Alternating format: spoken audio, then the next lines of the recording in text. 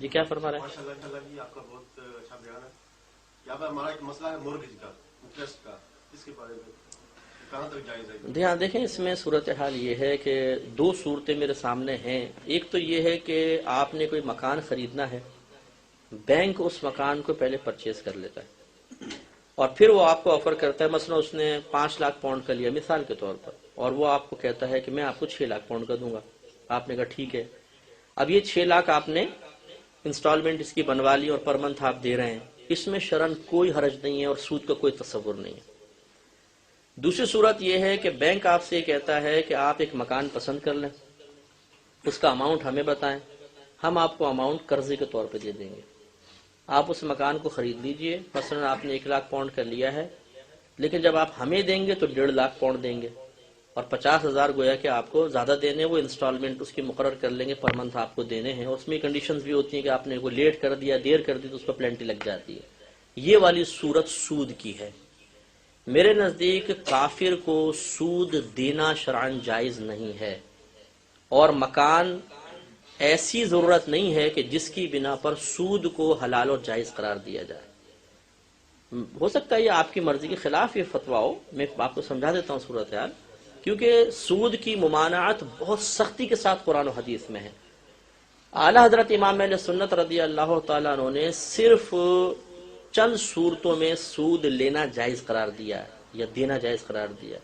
Number 1، آدمی کی موت واقع ہونے والی ہو بھوک پیاس کی وجہ سے، کوئی قرضہ دینے کے لیے تیار نہیں، کوئی چیز ایسی نہیں کہ بیچ کر وہ کھانا پینا لے سکے، مرنے والا وہ سود کا پیسہ لے کر یا کسی ذریعے سے اپنی جان بچا سکتا ہے، وہ بھی صرف بقدر ضرورت کے جان بچ جائے.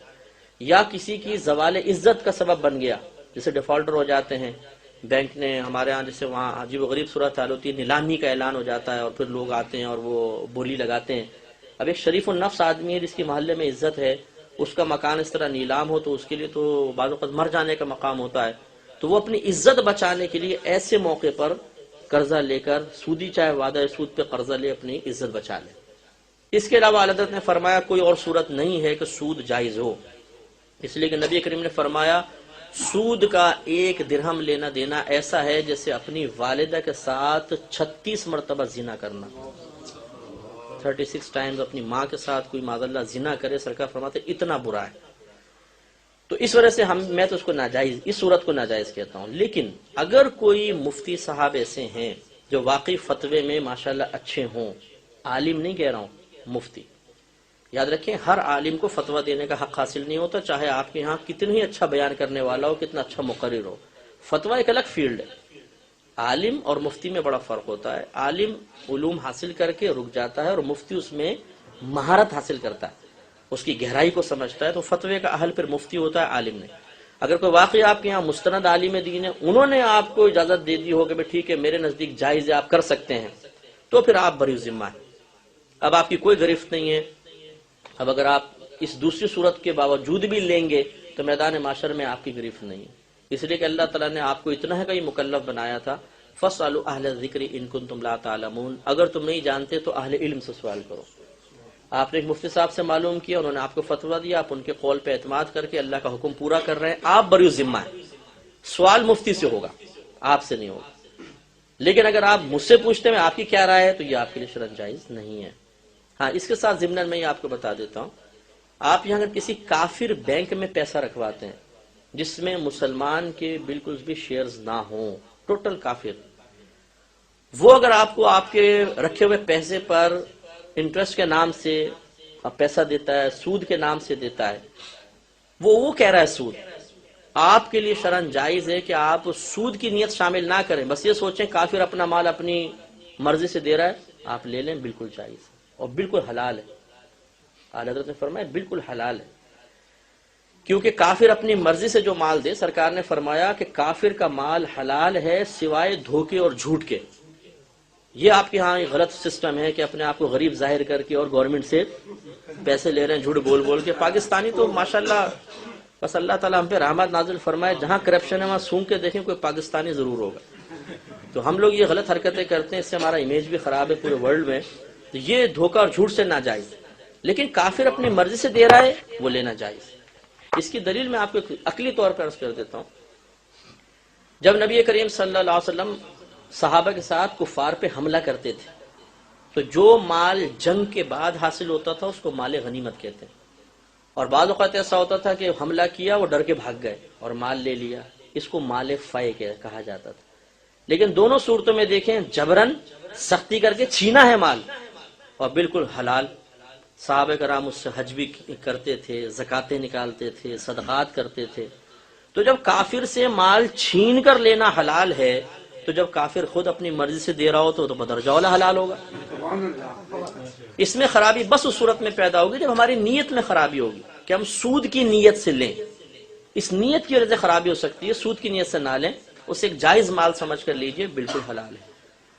یہ میں نے آپ کی ایک تائید کا مسئلہ حل کر دیا۔ دوسرا مسئلے میں بہرحال رعایت کی گنجائش نہیں ہے۔ گھر حاجت میں آتا ہے، ضرورت میں نہیں آتا۔ حاجت اور ضرورت میں شرعاً یہ فرق ہوتا ہے کہ ضرورت وہ چیزیں ہوتی ہیں کہ اگر نہ ملیں تو انسان مر جائے، اگر نہ ملیں تو عزت ختم ہو جائے، اور حاجت وہ ہوتی ہے کہ اس کے بغیر گزارا مشکل تو ہوتا ہے لیکن نہ انسان مرے گا نہ عزت ختم ہوگی۔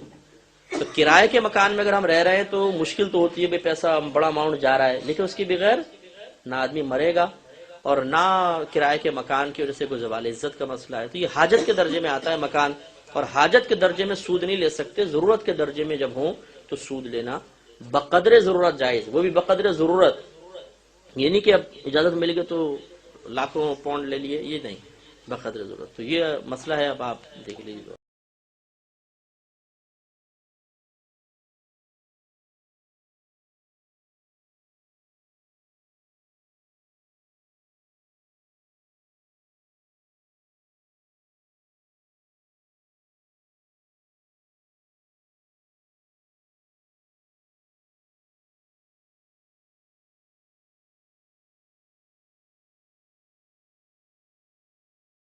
اس صورت میں یہاں پہ تو لوگ زیادہ تر یہ کرتے ہیں کہ بھئی ایک اچھا مکان ہو، اور اس صورت میں لیتے ہیں۔ جی ہاں، وہ حاجت میں یا بعض اوقات تو منفعت میں آتا ہے صرف، وہ تو مزے کے لیے لے رہے ہیں۔ جی ہاں، اس صورت میں میرے خیال میں ہاں جی ہاں، شریعت تو منع کرتی ہے۔ جی کیونکہ یہ تو دکھاوا ہوتا ہے نا کہ ان کے پاس ہے تو میرے پاس کیوں نہیں ہے۔ اور کئی لوگوں کے پاس میں نے یہ دیکھا ہے کہ پیسے موجود ہیں، گورنمنٹ سے بھی لیتے جا رہے ہیں، پر آگے بینک کو واپس نہیں کرتے۔ پاکستان میں بلڈنگ چڑھ رہی ہے، سارا کچھ ہو رہا ہے، یہاں کا قرضہ ختم نہیں کریں گے، بھائی وہ سود پہ چل رہا ہے۔ جی ہاں، غلط ہے یہ، بالکل۔ انگلینڈ جو ہے، یہ اصل میں تو پہلے تعریف دونوں کی پوچھنا چاہتا ہوں کہ دار الکفر اور دار الحرب کی کیا ڈیفینیشن الگ الگ ہیں، اگر ہیں تو کیا انگلینڈ جو ہے کس حکم میں ہے؟ دیکھیے مسئلہ یہ ہے کہ پہلے صرف دو ورڈ یوز ہوتے تھے، ایک دار الاسلام اور ایک دار الحرب۔ دار الحرب اس مقام کو کہتے ہیں کہ جہاں پر مسلمان کو اپنی کسی بھی قسم کی مذہبی آزادی حاصل نہ ہو۔ جس سے اگر صحیح تصور آپ کو قائم کرنا ہے تو ہجرت نبوی سے پہلے مکے کے ماحول کو ذہن میں لے آئیں۔ اذان دے رہے ہیں تو مار رہے ہیں، اذان تو خیر بعد میں مدینے میں آئی تھی، مطلب کہ کھڑے ہو کے اللہ کا نام لے رہا ہے تو مار رہے ہیں، نماز پڑھ رہے ہیں تو مار رہے ہیں، چھپ چھپ کی عبادت ہو رہی ہے، پتہ نہ چل جائے کسی کو مسلمان ہو گیا ہوں، یہ ہے دار الحرب۔ اور اگر کوئی جگہ ایسی ہے کہ جس میں ایک بھی مذہبی آپ اپنی رسم آزادی کے ساتھ کر سکتے ہو، مثلا جیسے آپ یہاں نماز پڑھ رہے ہیں، چلے اذان بلند آواز سے نہیں دینے دیتے، مائک اوپر کے مائک آپ کے نہیں چلتے نا، غالباً اندر کے چلتے ہیں، چل سکتے ہیں، رات کے وقت نہیں چلا سکتے، دن میں چل سکتے ہیں، رات میں نہیں۔ تو یہاں تو آپ کو آزادی ہے، تو یہ دار الحرب نہیں کہلائے گا۔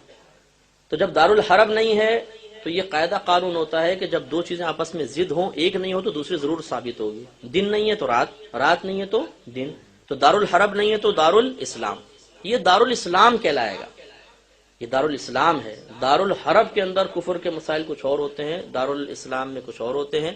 ہاں چونکہ گورنمنٹ کافر ہے اس وجہ سے اس کو دار الکفر بھی کہہ دیا جائے تو کوئی حرج نہیں، ورنہ یہ دار الحرب نہیں ہے۔ تو دار الحرب اور دار الکفر میں فرق ہوتا ہے۔ دار الحرب میں کوئی بھی مذہبی آزادی نہیں ہوتی، اور دار الکفر کی تعریف صرف اتنی ہے کہ گورنمنٹ کافر ہو، باقی اس میں مذہبی آزادی بالکل ہوتی ہے۔ دار الکفر جیسے آپ کے یہاں ہندوستان بھی دار الاسلام ہے، اعلیٰ حضرت نے بڑی تحقیق کر کے ہندوستان کو ثابت کیا دار الاسلام ہے، تو یہ آپ کا دار الاسلام ہے، ٹھیک ہے۔ اور بس لاسٹ کوشچن کوئی کر لیں، کوئی بھائی کرنا ہے تو، ورنہ دعا کر لیں، مطلب جو آپ چاہیں، ٹھیک ہے۔